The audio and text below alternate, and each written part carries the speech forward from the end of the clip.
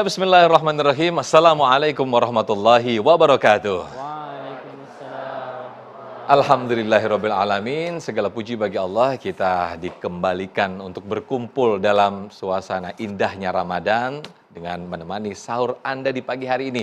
Untuk Anda yang pemirsa yang di rumah, ayo yang belum bangun segera bangun karena waktu masih lumayan panjang ini, 1 jam ke depan kita akan menemani Anda sahur. Nah, kita tidak terasa pemirsa, waktu kita sangat cepat sekali. Dari yang kita kecil, lahir, kemudian kita kecil, kemudian kita sekolah, SMA, kuliah, sampai kita dewasa hingga kita berkeluarga, nampaknya tidak terasa waktu kita yang kita rasakan ini.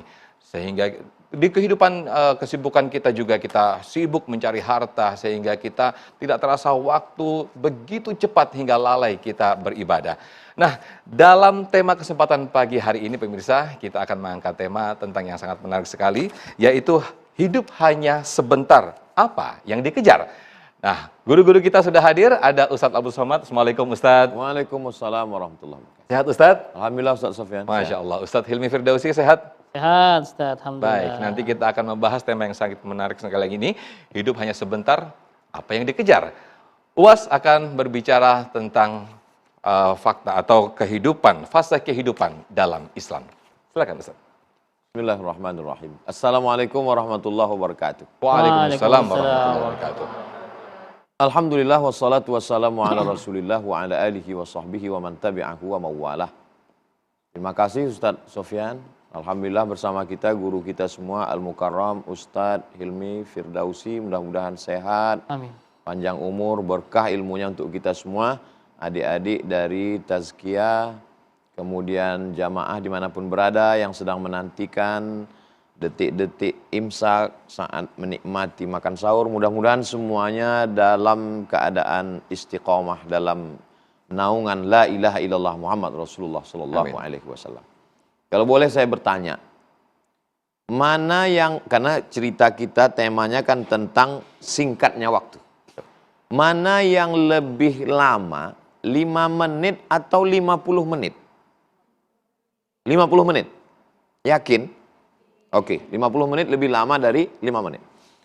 5 menit nunggu buka puasa, 50 menit main medsos. 5 menit nunggu buka puasa, lama banget kayaknya. Mulai berubah. Saya terus terang kalau ada tausiah menjelang buka puasa, kalau bisa dihindari, saya hindari Ustaz. Kenapa? Karena saya lihat jamaah udah nggak fokus. Ya, dia ngelihat kita tuh seperti ngelihat semangka. Jadi sebenarnya 5 menit atau 50 menit itu bukan pada waktunya tapi relatif. Tergantung suasananya, dengan siapa, dalam keadaan bagaimana. Jadi kalau kita katakan hidup 63 tahun ini adalah lama, tergantung kita bandingkan dengan apa dan dengan siapa, sedang di mana. Proses kehidupan kita ini kalau kita urut dari awal sekali, berawal dari alam ruh. Di alam ruh, antara kita, ayah kita, ibu kita, guru kita seusia. Karena ketika itu sama semua di alam ruh. Dari mulai sejak zaman Nabi Adam sampai Adam Smith.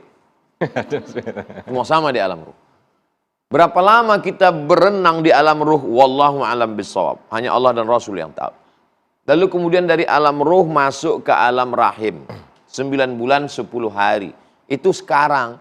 Karena dokter-dokter kalau udah 9 bulan 10 hari lewat langsung. Nggak bisa melahirkan, sesar. Kalau zaman dulu nggak ada alatnya, jadi nunggu. Makanya ada yang hamil tuh sampai 2 tahun zaman dulu. Begitu lahir, bisa makan semur jengkol. 9 bulan 10 hari. Lalu kemudian setelah itu masuk ke alam yang ketiga, inilah dia sekarang.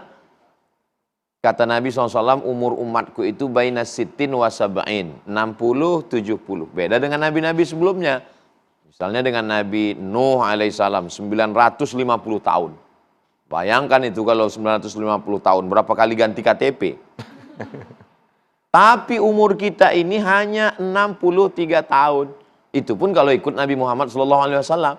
Nabi sangat sehat sekali. Dapat wahyu umur 40, berdakwah di Makkah 13, 40 tambah 13, 53. bisa hijrah 8 hari 8 malam naik onta sehat walafiat dari Makkah ke Madinah usia 53 tahun. Lalu kemudian 2 tahun setelah itu tahun kedua hijrah perang Badar umur 55 tahun. Umur 55 tahun Nabi lagi sehat-sehatnya, panglima perang. Sementara umat Nabi Muhammad umur 55 jantung koroner, diabetes meletus, asam urat, asam lambung, asam pedas. Umur begitu singkat. Lalu kemudian setelah anggaplah kita ikut Nabi SAW 63, setelah itu berpindah ke alam barzakh. Di alam barzakh ini berapa lama? Bayangkan Imam Abu Hamid Al-Ghazali meninggalnya 505. Kalau hijrahnya 505, Masehinya paling mudah ngingatnya di antara semua imam-imam yang paling mudah ngingat tahun meninggalnya itu Imam Ghazali. 1111. Nggak akan lupa insya Allah. Sekarang sudah 2023. Berarti sudah lebih 1000 tahun beliau di alam barzakh. Bayangkan kalau alam barzakhnya itu taman surga, tentu saja karena beliau imam. Tapi kalau sampai alam barzakhnya itu satu lubang dari lubang neraka, na'udzubillah. Lalu kemudian setelah ditiupkan sangkakala, barulah kita berpindah ke alam akhirat. Khamsina alfa sanatin mimma ta'uddun. Ada kalanya 50.000 tahun, 1000 tahun, 50.000 tahun. Kalau dihitung seharinya dengan hari kita. Jadi waktu kita yang tersisa ini amat sangat singkat. Makanya Nabi mengatakan dunia ini karakibin istazalla tahta syajaratin. Ini dalam perjalanan panjang, gurun pasir terbentang luas, panas terik. Tiba-tiba ada satu pohon rindang di tengah gurun pasir, berhenti sejenak istazalla tahta syajaratin. Nunggu matahari redup. Begitu matahari redup, summa roha wa tarakaha. Lalu dia pun berlalu dan meninggalkan pohon rindang ini. Itulah hidup. Jadi adik-adik nanti kalau kebetulan kelihatan ada pohon rindang, jangan lupa berhenti di situ, hidupkan handphone. Hai guys, beginilah hidup. Tahukah kamu apa hidup itu? Istazalla tahta syajaratin, menunggu sejenak sampai akhirnya matahari condong, redup dan kita pun akan berlalu. Tidak lama. Dalam ayat lain Allah SWT menceritakan kehidupan itu seperti tanaman yang hijau, lalu kemudian berubah menjadi tanaman yang menguning, lalu kemudian mati dan layu, habis, tidak berkesan apa-apa. Seringkali Al-Quran mengajak kita untuk berpikir tentang perumpamaan-perumpamaan. Diumpamakan seperti tanaman pohon kayu yang menguning, layu dan mati, diumpamakan seperti bernaung di bawah pohon rindang, diumpamakan seperti setetes air. Berhenti kita di tepi danau samudra yang luas, lalu kita celupkan ujung jari kita ke dalam danau laut. Lalu kemudian setelah itu kita tarik, yang menempel satu tetes di ujung jari kita. Inilah dunia. Adapun samudra yang luas, itulah akhirat. Makanya kalau kebetulan punya jabatan, menjadi orang yang populer, kaya raya, jangan sombong. Karena yang kita punya cuman setetes. Dan kalau nggak dapat juga jangan galau, jangan terlalu bersedih hati. Karena yang tidak dapat itu juga cuma setetes. Begitulah Allah memberikan perumpamaan tentang kehidupan ini. Maka kalau sampai ada orang yang larut dengan kehidupan ini, betapa kecewanya. Ketika kita sedang berada di sini, manfaatkan kesempatan ini seefisien mungkin. Dan Ramadan mendidik kita untuk itu. Makanya di Ramadan ini tidak ada waktu yang terbuang. Dari mulai siangnya siam, malamnya qiyam, diawali bangunnya sahur, habis sahur berzikir, mungkin sebelum sahur sempat tahajud, sebelum sahur menanti imsak, jadikan tontonan yang bisa sebagai tuntunan, indahnya Ramadan. Masya Allah. Tidak ada yang kosong sama sekali. Kalau sampailah waktu kosong ini percuma hilang sia-sia, betapa ruginya dan kita termasuk dalam golongan innal insana lafi khusr. Termasuk orang yang rugi. Demikian Ustaz Sofyan. Terima kasih Ustadz Abdul Somad atas mukadimah yang disampaikan hakikat kehidupan ini. Betapa tadi digambarkan bagi kita mencelupkan jari kita ke dalam lautan hanya menetes satu tetes saja. Itulah gambaran dunia. Sementara hamparan lautan itulah kehidupan akhirat sesungguhnya. Kita lanjutkan sahur terlebih dahulu. Silakan pemirsa untuk Anda yang di rumah, kita lanjutkan sahur lagi. Yang belum bikin teh anget, bikin opor diangetin dulu silakan. Fadhal Ustaz. Mengejar dunia, kata Ibnu Qayyim, itu seperti kita mengejar bayangan. Enggak akan pernah dapat sampai kapanpun. Terus bagaimana caranya, kata beliau? Maka engkau berbaliklah.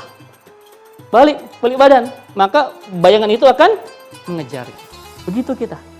Ya. Anda ngejar dunia tidak pernah dapat. Terus bagaimana caranya? Balik arah, kejar akhirat, maka dunia akan mengejarmu, dunia akan datang ke hadapanmu dalam keadaan tunduk.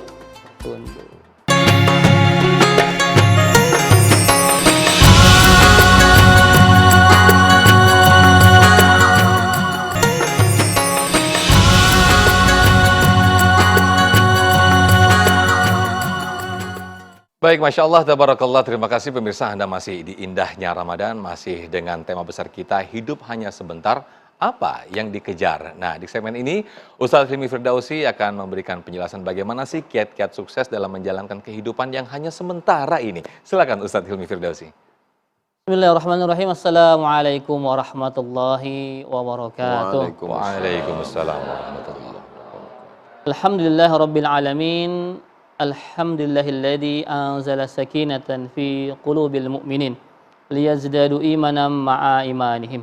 Asyhadu an la ilaha illallah wa asyhadu anna sayyidana Muhammadan abduhu wa rasuluhu la nabiyya wa la rasula ba'dah. Allahumma shalli wa sallim wa barik ala hadan nabiyil karim sayyidina wa habibina wa syafi'ina wa maulana Muhammadin wa ala alihi wa sahbihi ajma'in. Rabbis shrah li sadri wa yassir li amri wa hlul 'uqdatam min lisani yafqahu qawli, amma ba'd. Tuan guru kita Ustadz Abdul Somad, dan kita doakan beliau selalu diberkahi Allah Subhanahu wa taala, diistiqomahkan perjuangan dakwahnya, husnul khotimah hingga nanti masuk bersama-sama kita ke jannah. Amin ya Allah. Amin. Saudara saya, sahabat saya Ustaz Sofyan, Bapak, Ibu, adik-adik semua nih jamaah dari Tazkiyah Institute di Bogor. Di Sentul, Bogor. Tetangga kita ya, Masya Allah. Alhamdulillah. Tema yang luar biasa, tadi guru kita telah menjelaskan bahwa ya dunia ini sementara, apa sih yang dikejar. Terus bagaimana kiat-kiatnya? Sebenarnya Allah Subhanahu wa taala sudah sangat jelas ya memberikan kepada kita SOP, standar operational procedure. Ya, guidance, petunjuk. A'udzubillahi minasyaitonir rajim, wa ma khalaqtul jinna wal insa illa liya'budun. Itu saja. Dan tidaklah Allah Subhanahu wa taala menciptakan kita ini jin manusia ya, kecuali hanya untuk beribadah kepada Allah Subhanahu wa taala. Jadi, kiat-kiat kalau untuk mendapatkan quality life ya, hidup yang berkualitas, yang pertama luruskan niat kita. Kita ini mau ngapain sih di dunia ini? Ibadah kepada Allah Subhanahu wa taala, dan ibadah ini konteksnya tidak melulu harus hanya sholat, ya, hanya baca Quran, hanya saum, hanya haji, umroh, tidak ya. Ibadah itu luas sekali. Semua yang kita lakukan ya yang baik-baik dengan diiringi bismillahirrahmanirrahim, maka itu menjadi ibadah. Ya. Ingat ya, adik-adik, kuliah ibadah bukan? Tergantung, ya. Karena ada mahasiswa yang datang hanya untuk melihat cem-cemannya. Gitu kan ya. Rubah orientasi niatnya semua untuk ibadah kepada Allah Subhanahu wa taala. Dulu ketika kecil ya, orang tua kita bilang, "Nak, kamu sekolah yang benar ya, Nak ya. Nanti kuliah yang benar ya, supaya kamu dapat kerja." Itu kan? Suka bilang gitu ya. Supaya dapat kerja, gaji gede, nanti punya pasangan yang cantik, yang ganteng, punya rumah mewah segala macam. Rubah orientasinya, bukan untuk itu kita sekolah. Ya, sempit sekali. Sekolah itu untuk ibadah kepada Allah Subhanahu wa taala. Anda hadir di sini pun bukan buat selfie sama UAS ya, ibadah kepada Allah Subhanahu wa taala. Ya. Asal luruskan niat, baca bismillah. Kullu amrin dzibalin la yubda bismillahirrahmanirrahim bahwa abtar. Ya. Setiap urusan kalau kita nggak mulai dengan bismillahirrahmanirrahim, maka putus tuh. Ya. Tadi datang ke sini bismillahirrahmanirrahim, saya mau ngaji thalabul ilmi. Kenapa? Karena satu, thalabul ilmi itu wajib. Ya. Thalabul ilmi faridatun ala kulli muslimin wa muslimati. Wajib hukumnya. Ya. Man salaka tariqan yaltamisu fi ilman sahalallahu bi tariqan ilal jannah. Ya, di sini ada yang paling jauh di mana sini? Bogor semua ya, insyaallah. Yang paling jauh UAS berarti ya, Pekanbaru ya. Makin jauh langkah kita ke sebuah majelis ilmu, makin besar pahalanya insyaallah ya. Luruskan niat kita. Yang kedua apa? Ubah orientasi kita yang selama ini dunia minded menjadi akhirat minded. Kita kejar akhirat ya, karena kalau kita kejar akhirat kita dapat dua-duanya. Begitu banyak orang yang orientasinya akhirat, dunia dia dapat. Tapi kalau dia hanya mencari dunia, nggak dapat akhirat. Begitu ya. Mengejar dunia, kata Ibnu Qayyim, itu seperti kita mengejar bayangan. Tahu ngejar bayangan? Pernah nggak ngejar bayangan? Pernah nggak ngejar bayangan? Dapat nggak? Nggak akan pernah dapat sampai kapanpun. Terus bagaimana caranya kata beliau? Maka engkau berbaliklah. Balik badan. Maka bayangan itu akan mengejar kita. Begitu kita. Ya. Anda ngejar dunia nggak pernah dapat. Terus bagaimana caranya? Balik arah. Kejar akhirat, maka dunia akan mengejarmu. Dunia akan datang ke hadapanmu dalam keadaan tertunduk. Ya, rubah orientasi kita.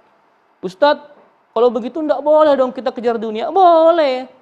Wabtaghi fima atakallahu darul akhirah. Wala tansana nasibaka minad dunya wa ahsin kama ahsana ilaik. Harus dicari itu kita dunia, harus imbang juga, enggak boleh hanya akhirat saja. Tapi yang penting dunianya diniatkan untuk ibadah kepada Allah Subhanahu wa taala. Ya, ada kaul ulama ya. Saya senang banget dengan kaul ini, tapi bukan hadis nih ya. I'mal dunyaka ka'annaka ta'ishu abadan wa'mal li akhiratika ka'annaka tamutu ghadan. Kalau masalah dunia, kita ini berhalusinasi ya, berhalu ya, seakan-akan kita hidup selama-lamanya. Teman-teman semua kalau belajar ya, cari ilmu segala macam itu seakan-akan kita ini panjang umur kita. Kalau bisnis ya, jangan mikir besok mati. Kamu bisnis apa? Nggak usah lah, saya besok bakal kiamat. Jangan begitu. Ya, mau cari jodoh juga, aduh besok kiamat ini Ustadz nggak perlu lah, jangan. Kalau untuk masalahnya dunia, muamalah, berpikir yang panjang, seakan-akan kita hidup selama-lamanya. Wa'mal li akhiratika ka'annaka tamutu ghaddan. Namun sebaliknya, kalau masalah urusan akhirat, ibadah kepada Allah, seakan-akan kita mati besok pagi. Kalau lagi sholat, jangan mikir kita hidup panjang. Bro, sholat nanti aja lah, hidup saya masih panjang, masih lama, masih muda ini. Belum tentu. Ya tadi kata beliau, kata guru kita, umur umat Muhammad itu 60-70 tahun. Ya. Jadi kalau di sini ada umurnya 62 tahun, 11 bulan, 29 hari, besok selesai sebenarnya. Gitu ya. Kalau mau nyunah gitu kan 63 ya. Jangan merasa masih muda, hidup ada masih panjang. Kemarin COVID kan memberikan kita sebuah hikmah. Ya. Nggak perlu tua untuk meninggal, betul?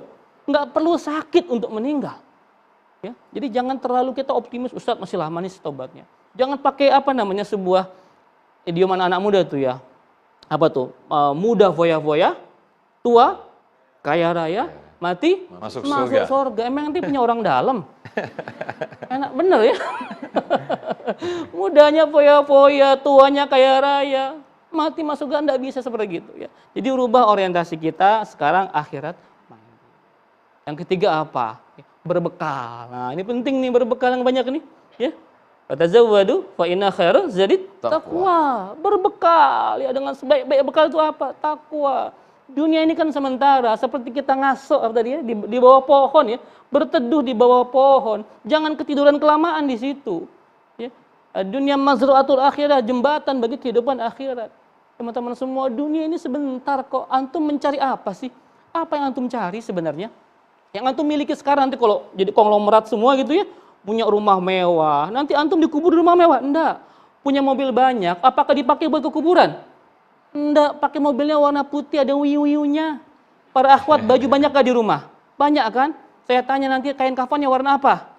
Ada yang kembang-kembang? Ada yang polkadot? Ada yang kotak-kotak? Enggak ada, semua kain kafan kita putih. Baju ada disimpan semua, perhiasan, mobil, suara tanah segala macam. Enggak, itu jadi rebutan ahli waris kita nanti. Jadi sudahlah, sudah itu semuanya biasa saja. Kata Ali bin Abi Thalib, ya Rabb, letakkan dunia di tanganku saja, ya Rabb. Jangan kau masukkan ke dalam hatiku. Semoga insya Allah dengan tips tadi kita bisa memandang dunia itu enteng-enteng saja. Enteng-enteng saja. Anda misalkan belum dapat, biasa saja. Anda dapat pun biasa saja.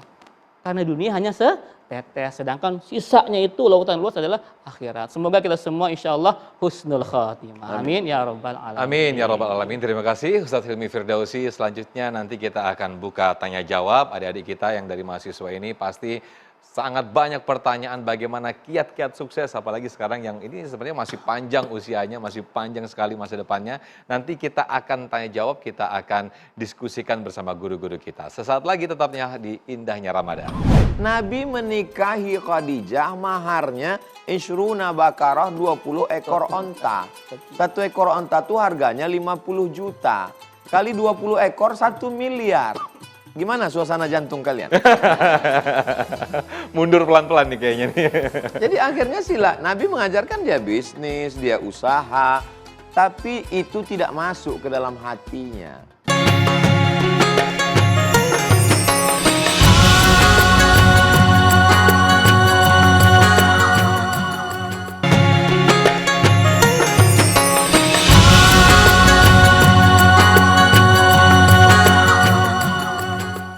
Terima kasih pemirsa, Anda masih di Indahnya Ramadan dengan tema besar kita, hidup hanya sebentar, apa sih yang dikejar? Saya ajak para mahasiswa adik-adik dari Tazkiyah ini ya, Tazkiyah Andalusia. Silakan, siapa yang mau bertanya?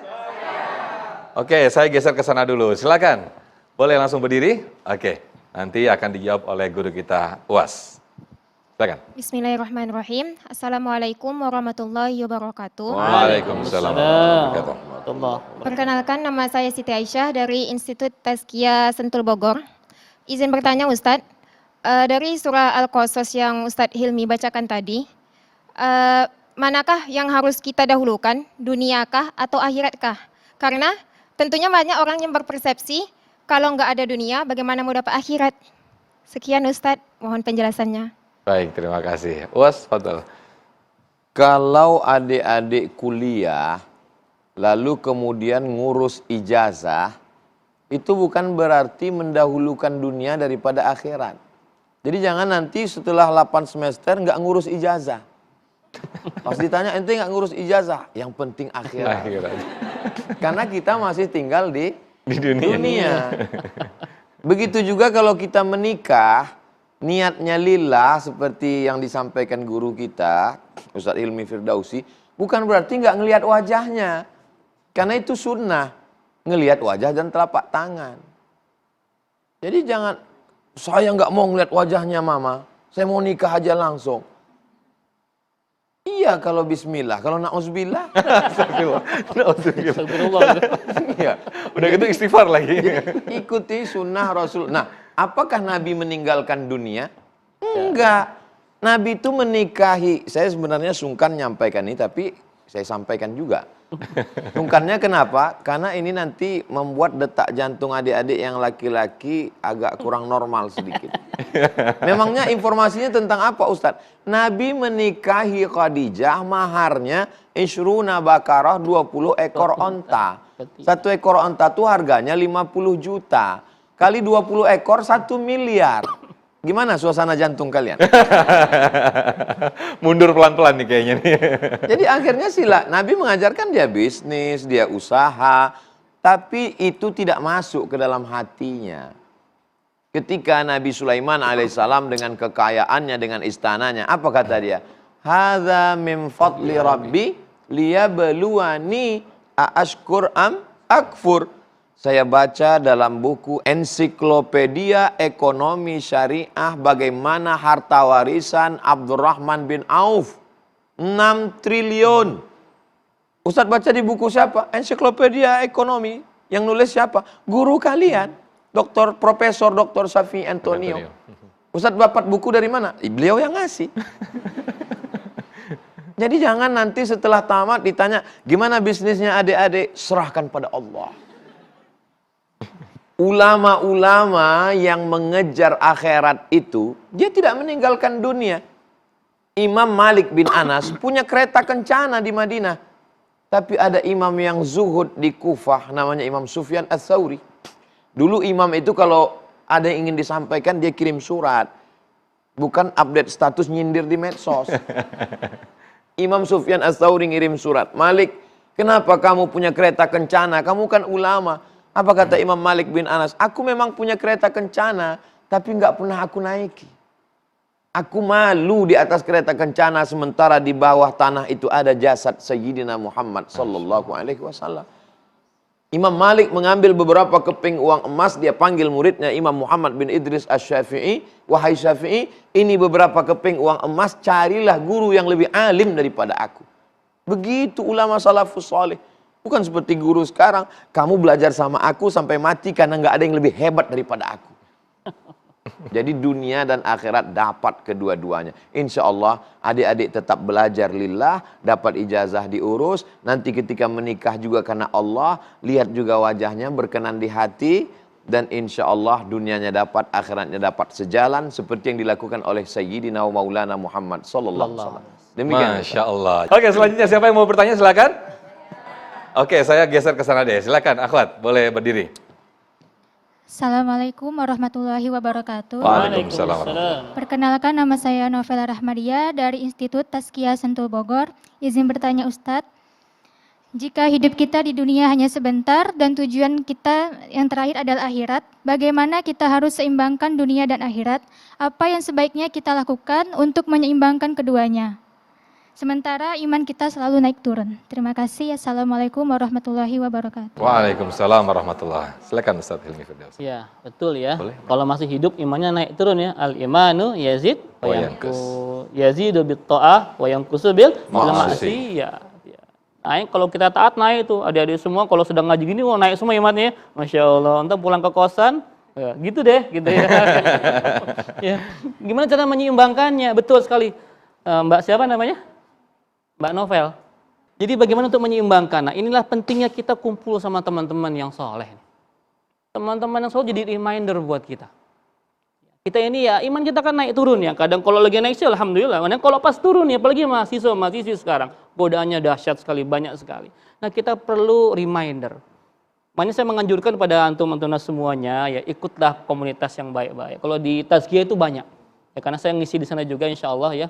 Dan saya kenal dengan begitu banyak senior-senior antum menjadi imam di sana itu, mereka kumpul tiap hari sama orang-orang baik. Kenapa sih demikian? Karena kalau kita sendirian nih, kita sama setan kalah terus. Ya. Kita head to head sama setan itu kita kalah. Kita ini bukan Umar bin Khattab. Umar bin Khattab tuh kalau papasan sama setan, setan minggir. Takut sama Umar. Kalau kita ketemu setan, pelukan. Nauzubillah. Ya begitu ya. Jadi banyak-banyak jamaah, banyak-banyak teman ya, ikut kajian segala macam, dekat dengan ulama, dekat orang-orang soleh. Itu menjadi reminder buat kita. Supaya kita apa? Supaya kita nggak lupa apa, eling lah gitu ya. Para sahabat pun demikian. Ketika dekat dengan Rasul, naik iman mereka, mikir akhirat. Ketika kembali sama keluarga, nah turun. Makanya perlu ada penyeimbang. Bukan berarti kita nggak boleh keluar, nggak juga. Ya, karena aktivitas dunia kita itu bisa juga jadi ladang ibadah buat kita. Seimbangkan saja. Ya, seimbangkan saja. Ketika antum sudah mulai agak berat sedikit ke dunia, nah ada yang mengingatkan. Bro, kok ente udah lama sih nggak ngaji. Sis, kenapa nih kalau mau banget pada seringan ke mall dan sebagainya, itu ada yang mengingatkan. Itu penting punya teman. Ya, kalau lagi jamaah gini kan Anda nggak berani macam-macam ya. Ada nggak yang berani di sini buka HP, ngeliat gambar-gambar aneh lagi jamaah? Nggak ada yang berani. Coba kalau di kamar sendirian, nggak tahu apa yang dilihat.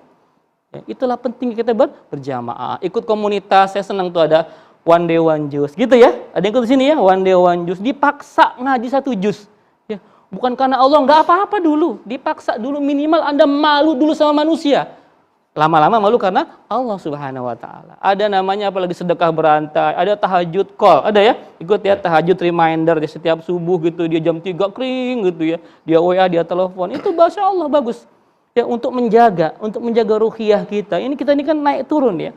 Harus ada yang mengingatkan. Itulah guna teman yang soleh. Insya Allah berteman dengan orang soleh kita seperti berteman dengan penjual minyak wangi, kebagian kita wanginya. Tapi kita sebaliknya berteman dengan orang yang salah itu seperti berteman dengan pandai besi, tukang las. Kita kebagian cipratan apinya atau bau sangitnya. Demikian Mas Sofyan. Baik, Masya Allah, itulah yang diingatkan dulu wali-wali kita bahwa wong kang soleh kumpulon.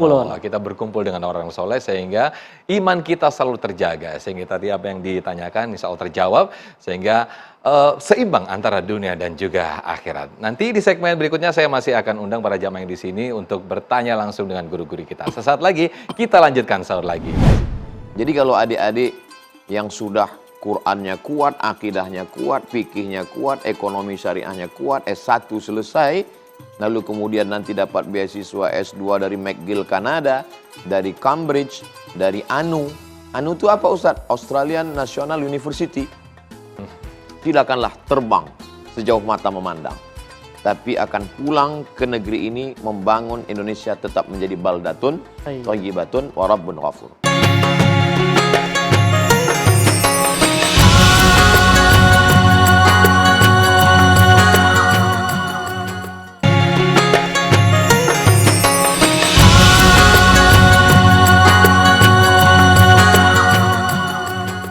Baik, alhamdulillahirrahmanirrahim, kita kembali di indahnya Ramadan, masih menemani santap sahur Anda. Masih ada sedikit waktu nih bagi Anda yang belum sahur, ayo buruan bangun.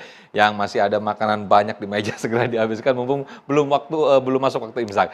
Kita kembali ke tema besar kita, yaitu hidup hanya sebentar. Apa sih yang dikejar dengan guru-guru kita yang nanti insya Allah kita belajar bersama. Ayo, siapa lagi yang mau tanya? Saya sudah bersama jamaah ikhwan. Oke, saya kasih waktu dulu ke sisi kanan kiri saya. Silakan. Boleh diperkenalkan dan juga diajukan pertanyaan, insya Allah akan dijawab terlebih dahulu oleh UAS. Silakan. Bismillahirrahmanirrahim. Assalamualaikum warahmatullahi wabarakatuh. Waalaikumsalam. Telah. Perkenalkan Ustadz, nama saya Erdan Syarifal.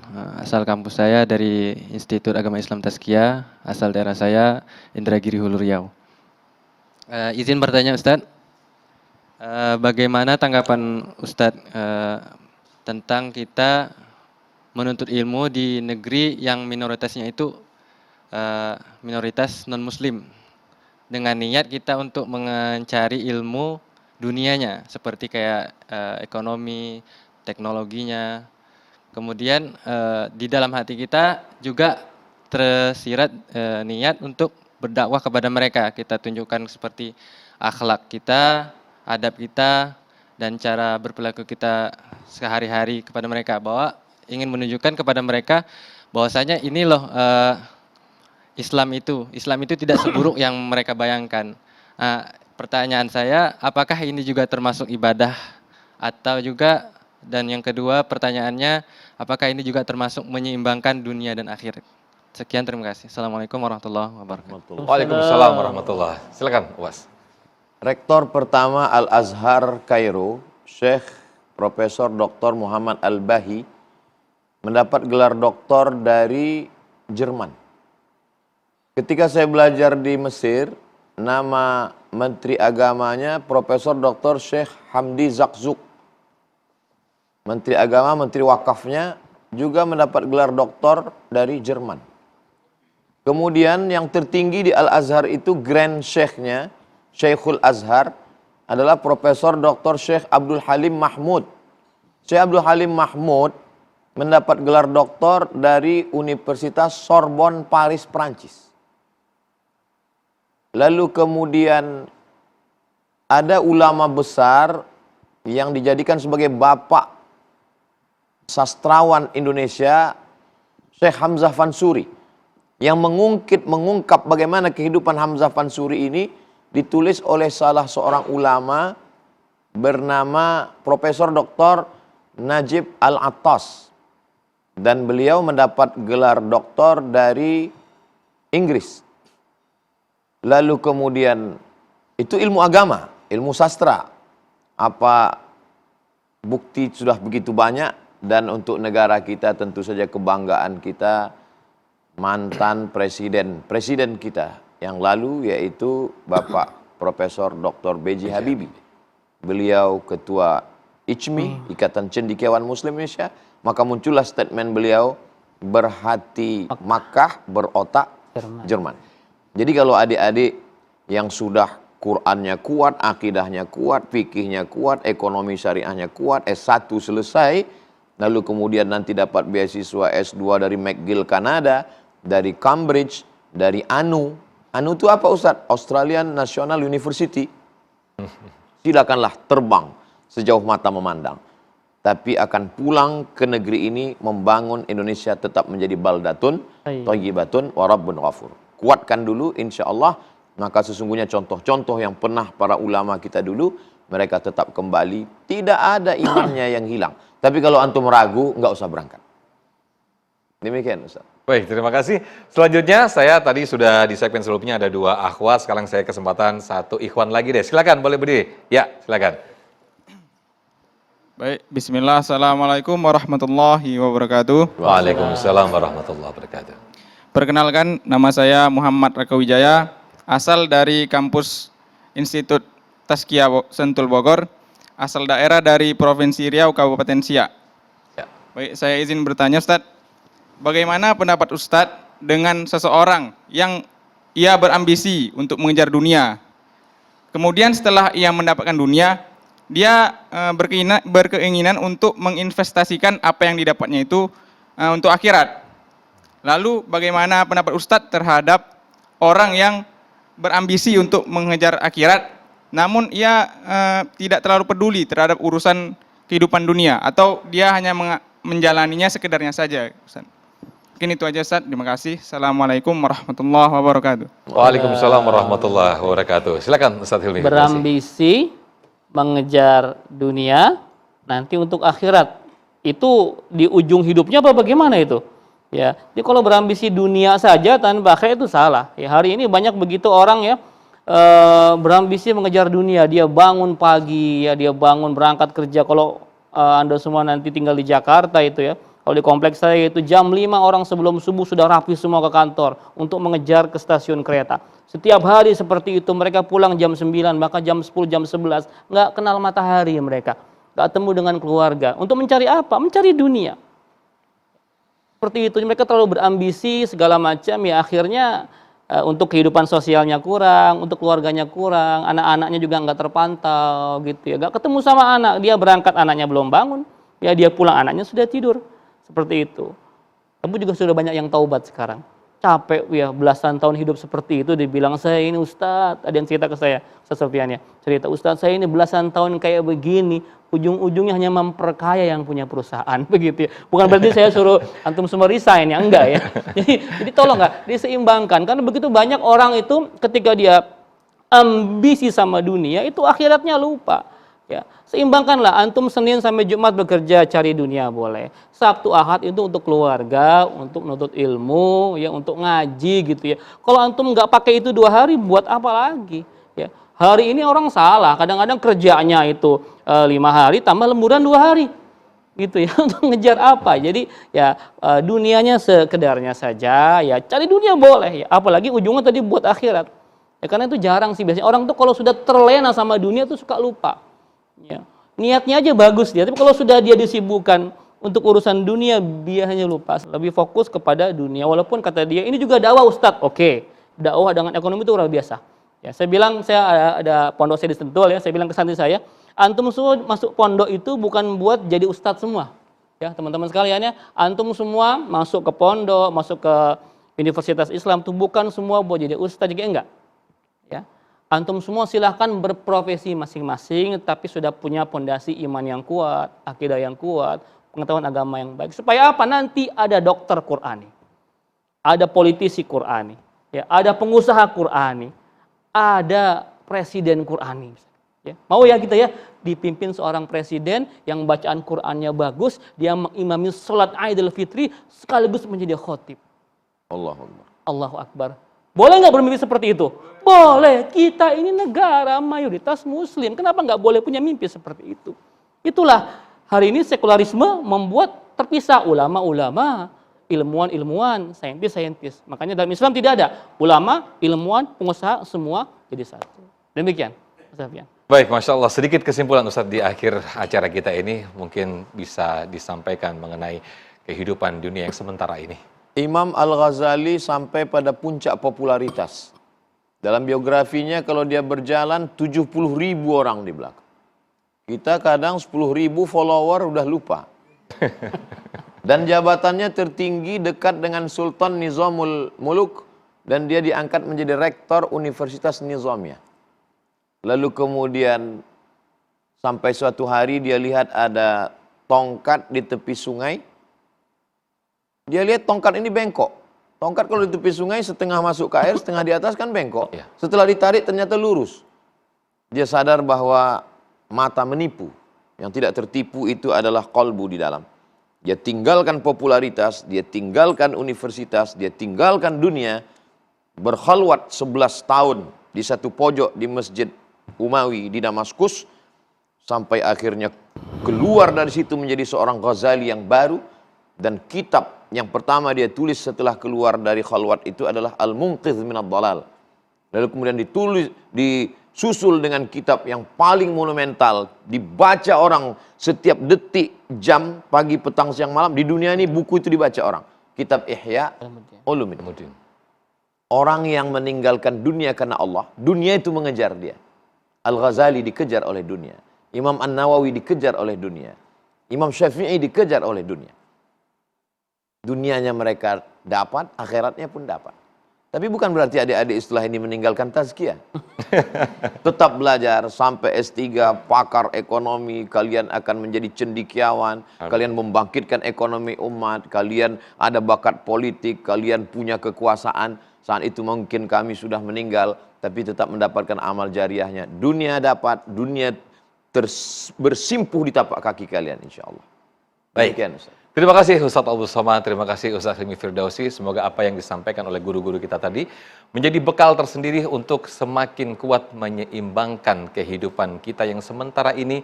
Insya Allah sukses dunia dan juga sukses akhirat. Amin, amin, ya rabbal alamin. Akhir kata, nanti insya Allah akan diteruskan doa yang dipimpin langsung oleh Ustadz Abdul Somad. Saya Muhammad Sofyan. Terima kasih. Wassalamualaikum warahmatullahi wabarakatuh. Fadhil Ustadz. Rabbana la tuzigh qulubana, ya Tuhan kami, ya Rabb kami, jangan palingkan hati kami ba'da idh hadaitana, setelah Engkau berikan hidayah kepada kami. Ya muqallibal qulub, Engkau yang membolak-balikkan hati, sabbit qulubana, kokohkan hati kami ala dinik, dalam agamamu, ala ta'atik, dalam ketaatan kepadamu. La taj'alid dunya akbara hammina, jangan jadikan dunia ini sebagai cita-cita tertinggi kami, wala mablagha ilmina, jangan jadikan dunia ini sebagai harga ilmu kami. Allahumma ja'alil hayata ziyadatan lana fi kulli khair. Jadikan kehidupan ini sebagai tambahan amal saleh. Wa ja'alil mauta rahatan lana min kulli syarr. Jadikan kematian itu membuat kami berhenti dari segala dosa-dosa. Wa sallallahu ala sayyidina Muhammad wa ala alihi wa sahbihi wa sallam. Walhamdulillahirabbil alamin.